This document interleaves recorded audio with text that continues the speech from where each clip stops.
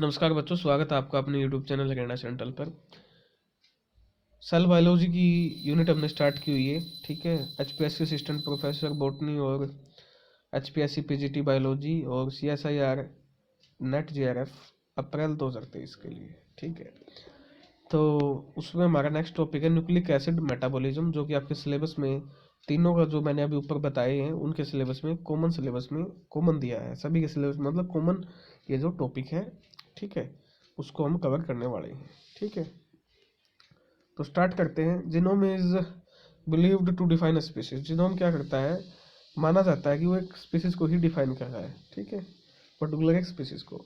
तो बात करते हैं स्पेशली न्यूक्लिक एसिड की।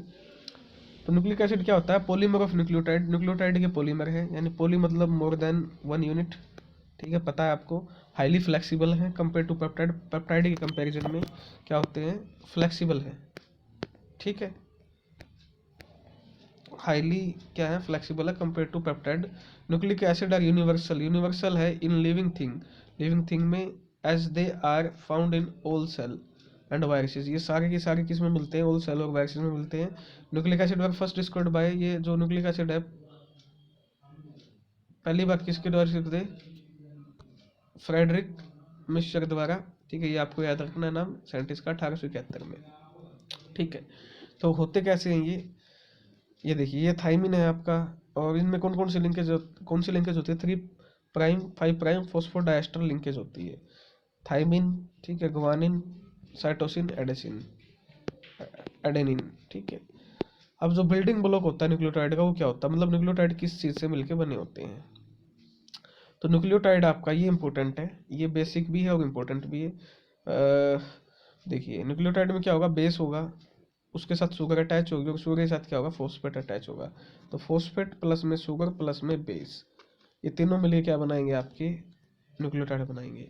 फॉस्फेट ग्रुप प्लस में पेंटोज कार्बोहाइड्रेट होगी यानी शुगर होगी, प्लस में बेस होगा, कोई नाइट्रोजन कंटेनिंग हाइड्रोसाइक्लिक रिंग होगी। ये तीन चीज़ें होंगी। ठीक है, तो DNA होता है डीऑक्सी राइबोन्यूक्लिक एसिड, और एक होता है RNA राइबोन्यूक्लिक एसिड। ठीक है, अब जो DNA होता है उसमें क्या होता है, एडेनिन, ग्वानिन, साइटोसिन, और एक होता है थाइमिन। RNA में एडेनिन, ग्वानिन, साइटोसिन तीनों सेम होते हैं, एक यूरेसिल क्या होता है, डिफरेंट होता है। ठीक है, ये आपको याद रखना है। अब न्यूक्लिक एसिड न्यूक्लियोटाइड जो है हमारे, ये देखिए, बेस और शुगर के बीच में कौन सा बॉन्ड होता है, आपका ग्लाइकोसाइडिक बॉन्ड। आपसे पूछ लेगा ग्लाइकोसाइडिक बॉन्ड किसके बीच में होता है, तो बेस और जो हमारी शुगर है उसके बीच में कौन सा होता है, आपका ग्लाइकोसाइडिक बॉन्ड होता है। ठीक है, समझ में आ गया। अब बात करते हैं न्यूक्लियो बेस। जो बेस होते हैं दो तरह से होते हैं, एक होते हैं प्यूरिन, ठीक है, और एक होते हैं पायरिमिडिन। तो प्यू से हम याद रखें, प्यू शॉर्ट फॉर्म गा। ठीक है, प्यूरिन में होते हैं ग्वानिन और एडेनिन, और पाई कट। ठीक है, सी से साइटोसिन, यू से यूरेसिल, और टी से थाइमिन। ठीक है, समझ में आएगा। इनका डायग्राम आप अच्छे से देख ले। ठीक है, ये रहा आपका एडेनिन का, ये है NH2 group, guanine NH2 group, NH और NH2 दोनों ग्रुप मिलेंगे। उसके बाद double bond O cytosine plus में NH2 ग्रुप।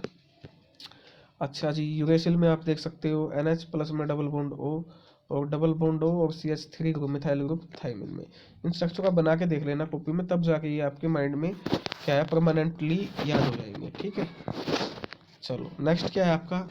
अब देखिए, न्यूक्लियोटाइड हैव मैनी रोल्स। अब इनके है ना काफ़ी सारा काम होता है इनके पास, जो इनको करना होता है। कैसे, सबसे पहले बिल्डिंग ब्लॉक होते हैं न्यूक्लिक एसिड का। न्यूक्लिक एसिड पॉलीमर RNA और DNA को बनाते हैं, ये नंबर एक। एनर्जी ट्रांसफर और एनर्जी कपलिंग, जो एनर्जी ट्रांसफर रिएक्शन होती है या एनर्जी कपलिंग जो रिएक्शन होती है to drive biosynthesis and other processes, muscle contraction में, ट्रांसपोर्ट में इनका रोल होता है। ठीक है, ऑक्सीडेशन रिडक्शन जो रिएक्शन होती है उनमें इनका रोल होता है न्यूक्लियोटाइड का, और इंट्रासेलुलर जो सिग्नलिंग होती है उनमें भी इनका क्या होता है, रोल होता है। ठीक है, ये आपको जो रोल है इनके वो याद होने चाहिए। अब बात आती है पेंटोज शुगर की। ठीक है, ये तो एक न्यूक्लियोटाइड बना था इन तीन चीज़ों से मिलके। The pentose sugar in the nucleotide, जो पेंटोज शुगर होगी न्यूक्लियोटाइड के केस में, ठीक है, शुगर स्पेसिफिक, अब हम शुगर को पढ़ेंगे डिटेल में, इस शुगर को। ठीक है, तो या तो राइबोज हो सकती है या वो डीऑक्सी राइबोज हो सकती है। राइबोज का डायग्राम ये है आपके पास, और डीऑक्सी राइबोज का ये है। अब राइबोज और डीऑक्सी राइबोज में फ़र्क क्या है, कोई फ़र्क नहीं है, एक ही फ़र्क है, जो सेकंड पोजीशन होती है कार्बन नंबर 2 बोलते हैं इसको, C2 पोजीशन। कार्बन नंबर 2 पे जो पोजीशन होती है, जो डीऑक्सीराइबोज है यानी डीएनए है, उसमें क्या होता है, OH ग्रुप नहीं होता। OH ग्रुप का नाम होता है हाइड्रोक्सिल ग्रुप, वो डीएनए में नहीं होता, वहाँ पर सिर्फ H होता है, दोनों ऊपर भी और नीचे भी। और राइबोज में क्या होता है, हाइड्रोक्सिल ग्रुप प्रेजेंट होता है। डीऑक्सीराइबोज और राइबोज में आपको फर्क पता चल गया, ठीक है। चलिए, the base is added to at the first position and phosphate are added at the 5 prime position. Base को फर्स्ट पोजीशन पे डालोगे आप हमेशा, ठीक है, और फॉस्फेट को कहाँ डालोगे आप, जो 5 प्राइम पोजीशन है वहाँ डालोगे, ठीक है। Most nucleotide including those incorporated into RNA contain ribose, ठीक है। 2 prime OH reduce to H in, मतलब जो 2 प्राइम जो कार्बन पोजीशन है उस पर OH क्या है, रेड्यूस, घट के वो H बन गया है, ठीक है। 3 प्राइम जो OH है वो पार्टिसिपेट करता है। अब आपसे क्वेश्चन क्या पूछ लेगा यहाँ से, कौन सा जो OH ग्रुप है वो पार्टिसिपेट करता है फॉस्फोडाइएस्टर लिंकेज या बॉन्ड में। तो जो 3 प्राइम OH ग्रुप है वो क्या करता है, पार्टिसिपेट करता है आपका, ठीक है, क्या करता है, पार्टिसिपेट इन फॉस्फोडाइएस्टर लिंकेज।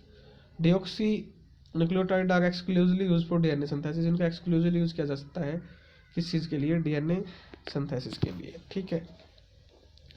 अब बात करते हैं न्यूक्लियोटाइड फॉर्मेशन की। Nucleotide form, the base is added at the first prime position, जो बेस है वो ऐड किया जाएगा फर्स्ट प्राइम पोजीशन पे, and phosphate are added at the 5 prime position. ये तो हम बात कर ही चुके हैं। देखिए बेस फर्स्ट प्राइम पोजीशन पे ऐड कर दिया और आपका फॉस्फेट कहाँ, 5 प्राइम पोजीशन पे ऐड कर दिया, एक ही कंप्लीट न्यूक्लियोटाइड बन गया। अब बात करते हैं nitrogen containing heterocyclic bases. There are 2 classes of aromatic amine, 2 classes होती है एरोमेटिक अमाइन स्ट्रक्चर की यूज फॉर द बेस। एक होती है प्यूरिन, एक होती है पैरिमिडिन। प्यूरिन का डायग्राम ये होता है, वेरी वेरी इंपॉर्टेंट, और पैरिमिडिन एक ही रिंग होता है, सिंगल रिंग होती है पैरिमिडिन में, ठीक है, आपको याद रखना है, सिंगल जो रिंग प्रेजेंट होती है। इसकी जो होती है यहाँ से स्टार्ट होती है, देखिए नाइट्रोजन इससे 1 2 3 4 5 6, और इसकी होगी इस नाइट्रोजन से 1 2 3 4 5 6 7 8 9, ऐसे खत्म होगी, ठीक है। नंबरिंग भी इंपॉर्टेंट होती है, इसको भी आप क्लोजली मॉनिटर करना है नंबरिंग को। यहाँ देखिए आप, there are 2 purine bases and 3 pyrimidine, मैं पहले बता चुका हूँ प्यूगा, ठीक है। और उसके अलावा आप देखिए 3 पैरिमिडिन यानी पाइकट, ये होते हैं, ठीक है, प्यूगा और पाइकट। Why are they weak bases, ये वीक बेसिस क्यों होते हैं, इसका रीजन हम हमें ढूंढेंगे, ठीक है। आ जाइए नीचे आ जाते हैं, नीचे वाले साइड में। अब देखिए नोमेनक्लेचर जो होता है न्यूक्लियोटाइड का वो कैसे होता है। सुफिक्स जो होगा ओसाइन ऐड होगा, ठीक है। प्यूरिन के लिए आप क्या यूज करोगे, सुफिक्स को ओसाइन, और बेसिस के लिए, और आयोडाइन किसके लिए यूज करोगे, पैरिमिडाइन के लिए, ठीक है। और प्रीफिक्स करोगे डीऑक्सी, यानी प्रीफिक्स जो आगे लगता है, सुफिक्स जो पीछे लगता है, ठीक है। अब देखिए बेस है डीएनए न्यूक्लियोटाइड एडेनिन, शुगर हो जाएगी इसकी डीऑक्सीराइबोज, तो इसका नाम हो जाएगा डीएएमपी, डीऑक्सी एडेनोसाइन 5 प्राइम मोनोफॉस्फेट, ठीक है। आरएनए में इसी को बोलेंगे एडेनोसाइन 5 प्राइम मोनोफॉस्फेट, ठीक है। ये फर्क हो जाएगा आपका, ये नाम अच्छे से याद करने हैं आपको। अब देखिए फॉर्मेशन ऑफ न्यूक्लिक एसिड, ये बनते कैसे हैं। Nucleotide are linked through phosphate group, ये फॉस्फेट ग्रुप के द्वारा लिंक होते हैं, and 3 prime position of the sugar, तो 3 प्राइम 5 प्राइम फॉस्फोडाइस्टर लिंकेज होती है, ठीक है। न्यूक्लियोटाइड में कौन सी लिंकेज होती है, 3 prime to 5 prime phosphodiester linkage. ये यूएमपी है, ये सीएमपी है, ये देखिए अब यहाँ डिहाइड्रेशन हो जाएगा, वाटर मॉलिक्यूल निकल जाएगा, ये निकाला हुआ है। अब यहाँ पर बॉन्ड बन गया, इसकी तो कौन सा है, एक का तो 5 प्राइम हो गया, और एक का क्या आ गया 3 प्राइम। ये देखिए ये 3 प्राइम एक का, और एक का क्या है 5 प्राइम, और यहाँ से वाटर मॉलिक्यूल निकल जाएगा, और 3 to 5 प्राइम फॉस्फोडाइस्टर लिंकेज या जो बॉन्ड है वो बन जाएगा, ठीक है। अब बात है जी primary structure of nucleic acid, so called genome. अब इसे क्या बोलते हैं, जीनोम बोलते हैं। Sequence order of nucleotide always from, कहाँ से होता है, 5 प्राइम टू 3 प्राइम ये होता है, ठीक है। Always from 5 prime to 3 prime, top to bottom, top से लेके बॉटम या लेफ्ट टू राइट होता है, ठीक है। Nucleotide and nucleic acid are acidic, जो न्यूक्लियोटाइड है आपका और न्यूक्लिक एसिड वो क्या होते हैं, एसिडिक होते हैं नेचर में। Very very important point, because of the presence of, क्यों होते हैं उसके पीछे रीजन क्या है, प्रेजेंस ऑफ OH ग्रुप, क्योंकि वहाँ पर क्या प्रेजेंट होता है, OH ग्रुप क्या होता है, प्रेजेंट हाइड्रोक्सिल ग्रुप प्रेजेंट होता है, ठीक है, इसकी वजह से ये एसिडिक होते हैं।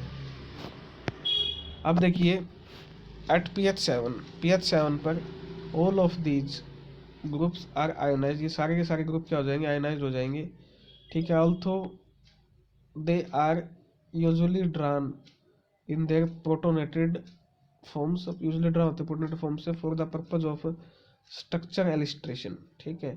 स्ट्रक्चर एलिस्ट्रेशन में at pH 7 all of these groups are ionized p bond O, although they are usually drawn in their protonated form for the purposes of structure illustration, ठीक है।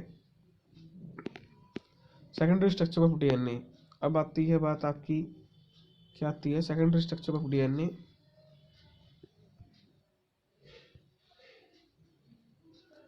ये देखिए जी, secondary structure of DNA double helix है ये, secondary structure of DNA double helix first defined by Watson, ठीक है। Watson और क्रिक ने क्या किया था, डिफाइन किया था 1953 में, ठीक है, सबसे पहले, ठीक है।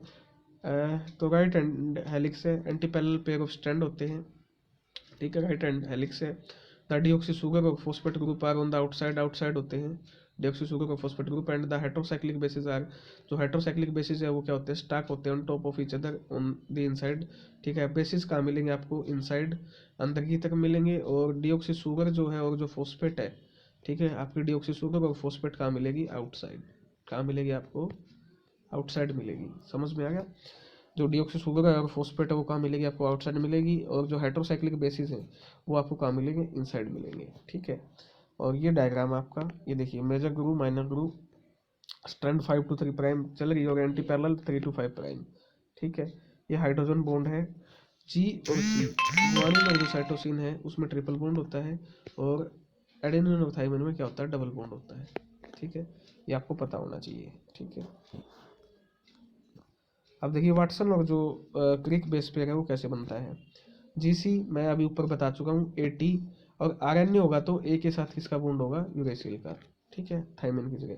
DNA almost exclusively exist as duplex, DNA किस फॉर्म में एग्जिस्ट करता है, डुप्लेक्स की फॉर्म में, held together by Watson Crick base pair होते हैं। Robust mechanism for phosphate replication and translation, other pairing possible mostly in RNA to give rise to non tribal structure, other pairing भी possible हो सकती है RNA के case में, ठीक है, जरूरी नहीं है कि यही पेयरिंग हो, ठीक है। चलिए बेस पेयर स्टैकिंग, ठीक है। अब ये क्या चीज़ है, while the phosphodiester bond form the backbone, जो बैकबोन होती है वो किस बॉन्ड की होती है, फॉस्फोडाइस्टर बॉन्ड की होती है। The hydrogen bond of the base pairing interaction contribute to holding the DNA, जो हाइड्रोजन बॉन्ड होते हैं इसमें उनका क्या काम होता है, DNA को क्या इकट्ठा जोड़ के रखना, होल्ड करना DNA को, स्ट्रैंड टुगेदर, ठीक है। The planar aromatic basis form a stack, जो प्लेनर एरोमेटिक बेसिस होते हैं वो क्या बनाते हैं, स्टैक बनाते हैं, दैट रन पैरेलल, जो कि पैरेलल रन करती है टू द फाइबर एक्सिस, ठीक है, ये याद रखना, पैरेलल रन करती है। The stack bases are interbase, जो स्टैक बेसिस होते हैं वो क्या होते हैं, इंटरबेस होते हैं, ठीक है। हाइड्रोफोबिक एंड डाइपोल इंटरेक्शन होती है वहाँ, जो स्टैक बेस होते हैं। दिस इंट्रैक्शन कंट्रीब्यूट, और यही जो इंट्रैक्शन है कंट्रीब्यूट करती है स्टेबिलिटी ऑफ DNA। अब आपसे पूछ लिया स्टेबिलिटी ऑफ DNA किसकी वजह से है, तो ये आपको बोलना पड़ेगा हाइड्रोफोबिक इंट्रैक्शन है, प्लस में क्या है, डाइपोल इंट्रैक्शन है। यही क्वेश्चन आपका HPSC पूछेगी, CSIR तो इसको फ्रिक्वेंटली पूछ ही रहा है, ठीक है। तो दोनों ये जो इंस्टीट्यूशन है इस क्वेश्चन को पूछेंगे, यहाँ से क्वेश्चन उठेगा या बनेगा।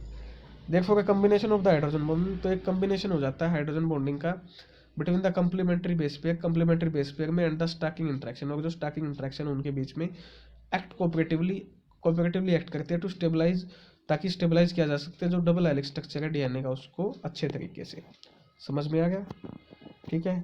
नोट्स बनाने अपनी हैंड राइटिंग में, जब तक आप अपनी हैंड राइटिंग में नोट्स नहीं बनाओगे, कॉपी पे डाउन लिखोगे नहीं, तब तक कुछ नहीं हो सकता है। दूसरे के भरोसे मत रहो, डेड बॉडीज, कम उठो, ठीक है, अपने अंदर कुछ है ना, चेतना जागृति है ना, अपने अंदर भरो, ठीक है, वरना कोई फायदा नहीं है। एक प्रॉब्लम हो रही है बच्चों को, बच्चे क्या होता है MSc कर लेते हैं, MSc जेनेटिक्स से कर ली, ठीक है, MSc बायोटेक से कर ली, MSc बायोटेक से भी एग्री बायोटेक है, मेडिकल बायोटेक है, बायोकेमिस्ट्री से कर ली, फिर वो मूर्ख तो नहीं कहूँगा उनको, ठीक है, वो गलती हो जाती है, उनको बताने वाला नहीं होता कोई, ठीक है, फिर वो B.Ed कर लेते हैं, उन्हीं B.Ed हो भी जाती है, लेकिन वो B.Ed वैलिड नहीं होती है, ठीक है। आपने अगर आपके पास ग्रेजुएशन में सब्जेक्ट बॉटनी जूलॉजी केमिस्ट्री है, ठीक है, तो ही आपकी जो बीएड है वो वैलिड होगी, बाकी की बीएड वैलिड नहीं है। ऑनर्स वालों की भी बीएड, ठीक है, वैलिड नहीं है। किस केस में? अभी हाल ही में टीजीटी की वैकेंसी आई है हरियाणा में, जो ऑनर्स वाले बच्चे हैं वो वैलिड नहीं, उनकी जो डिग्री है वो वैलिड नहीं है। उनको बोला गया कि आपको केमिस्ट्री चाहिए। फिर केवीएस की वैकेंसी आई, ठीक है, वहाँ भी उनको क्या कर दिया, रिजेक्ट कर दिया। बोले कि आपको ना तो जूलॉजी का ज्ञान है ना केमिस्ट्री का ज्ञान है आपके पास, ठीक है। तो भैया जो ये बायोटेक, जो बॉटनी जूलॉजी केमिस्ट्री से अलग अपने एमएससी कर रहे हैं ना, उनके तो फिर और भी बुरे दिन आने वाले हैं, ठीक है। तो पढ़ लो, नोट्स बना लो अच्छे से। क्यों वो बुरे दिन तो है ही, क्योंकि एक बीएड है, बीएड आपके हजारों ऑप्शन खोल देती है। अब वो तो बंद हो गया ना आपका, ठीक है। तो अपना वाइजली चूज कीजिए जो भी आपको करना है, ठीक है। डेड बॉडी की तरह मत बिहेव कीजिए। जिसको कुछ पता है कोई भी उठा के गर्दन पकड़े, कोई भी बोलेगा ये कर ले, वो कर ले, ये कर ले। अरे भाई क्या कर रहे हो तुम जिंदगी में यार, कुछ तो अच्छा करो, ठीक है। वो डीएनए के बारे में कंप्लीट हो गया। अब बात आती है राइबोन्यूक्लिक एसिड आरएनए के बारे में। आरएनए एग्जिस्ट सिंगल स्ट्रैंड, जैसे अभी आपने देखा डीएनए क्या था, स्पाइरली कोल्ड था, डबल स्ट्रैंड था। आरएनए क्या, सिंगल स्ट्रैंड है, सेवरल टाइप का है। टीआरएनए हो सकता है, ट्रांसफर आरएनए, मैसेंजर आरएनए हो सकता है, एमआरएनए, राइबोसोमल आरएनए हो सकता है, आरएनए, ठीक है। Much shorter than DNA, DNA से काफ़ी छोटा होता है। मोर फ्लेक्सिबल होता है डीएनए से। Often lack stable secondary structure, stability की थोड़ी कमी होती है एज कम्पेयर टू डीएनए, इसलिए रिएक्टिव भी ज़्यादा होता है डीएनए से। Less stable with shorter life time, ठीक है। डीएनए स्टेबल, डीएनए को स्टेबल बना जाता है। और आरएनए टाइपिकल रिएक्टिव होता है नेचर में, और इसका जो लाइफ टाइम है वो भी क्या होता है, डीएनए से शॉर्ट होता है, ठीक है। सम आरएनए जैसे टीआरएनए, आरएनए है टर्सरी स्ट्रक्चर। कुछ जो आरएनए होते हैं, मान लो टीआरएनए है या आरएनए है, उनके पास टर्सरी स्ट्रक्चर होता है, ठीक है, लाइक प्रोटीन की तरह। टर्सरी स्ट्रक्चर ऑफ आरएनए, अब कौन से आरएनए जिनके पास टर्सरी स्ट्रक्चर होता है, ये देखिए। Some RNA fold into tertiary structure, कुछ आरएनए टर्सरी स्ट्रक्चर में फोल्ड हो जाते हैं, ये देखिए। तो ये क्या बन गया आपका, टीआरएनए का एल स्ट्रक्चर है, ठीक है। ये टीआरएम है, ठीक है। अब आपने दूसरा डायग्राम की आदत होगी देखने की। ये डीआरएम है, ये सीसीए टेल है जहाँ पर अमाइनो एसिड अटैच होते हैं, ठीक है। ये एक्सेप्टर आर्म है, ये एंटीकोडन स्टेम है, और ये एंटीकोडन लूप है, ठीक है। तो ये एल स्ट्रक्चर है किसका, ये, इसलिए आपने आज तक एल स्ट्रक्चर नहीं देखा है, ठीक है। तो ये आज आपको अच्छा डायग्राम दिखा दिया एल स्ट्रक्चर का, ठीक है। अब ये मॉडर्न प्रदीप की बुक फॉलो की है बीएससी में बच्चों ने, ठीक है। एमएससी के बच्चे जो अच्छी स्टैंडर्ड की बुक पढ़ रहे हैं उनका तो मैं कुछ कह नहीं सकता हूँ, उन्होंने तो देखा हो शायद, या किसी ने अपनी थोड़ी सी महत्वाकांक्षा को की जो चेष्टा है उसको शांत करने के लिए गूगल बाबा से जाके पूछा हो तो, ठीक है। चलिए जी, ये टीआरएनए का एल स्ट्रक्चर है, टर्सरी स्ट्रक्चर है। अब क्या है, nucleotide do not provide a significant source of metabolic energy. Nucleotide से हमें ज़्यादा कुछ एनर्जी नहीं मिलती है, मेटाबॉलिक एनर्जी, ठीक है। जैसे जितनी कि हमें प्रोटीन या पॉलीसेकेराइड या ग्लूकोज या लिपिड इनसे मिलती है, ठीक है। समझ में आ गया ना, इतनी ज़्यादा एनर्जी इनसे हमें नहीं मिलती है। क्विक समरी में देखिए, शुगर और बेस वेरी करते हैं, ठीक है। Nucleic acid polymer of nucleotide है। डीएनए की कंपोजिशन हमको पता ही है, deoxyribose, adenine, guanine, cytosine, thymine. RNA adenine, guanine, cytosine, uracil. DNA structure sequence double S base pairing हम पढ़ चुके हैं। आरएनए सिंगल स्टैंडर्ड होता है, टर्सरी स्ट्रक्चर की फॉर्म में टीआरएनए या फिर आरएनए जो है वो एग्जिस्ट करता है। टीआरएनए का हम एल शेप स्ट्रक्चर है वो हम देख भी चुके हैं, ठीक है। अब आता है आपका नेक्स्ट जो मेन यहाँ से चैप्टर स्टार्ट होता है वो है सिंथेसिस ऑफ प्यूरिन राइबोन्यूक्लियोटाइड, ठीक है। कि प्यूरिन जो राइबोन्यूक्लियोटाइड है उसकी सिंथेसिस कैसे होगी। तो ये वीडियो ऑलरेडी 20-22 मिनट की हो सकती है। अब आपको ज़्यादा आदत नहीं है, अच्छे ज्ञान की आदत कम है ना भाई आपको, ठीक है। अच्छा ज्ञान कोई देने की कोशिश करे तो आप फिर तो आपको दुश्मन लगता है, ठीक है। तो इसलिए दूसरे पार्ट में यहाँ से स्टार्ट करेंगे सिंथेसिस ऑफ प्यूरिन राइबोन्यूक्लियोटाइड।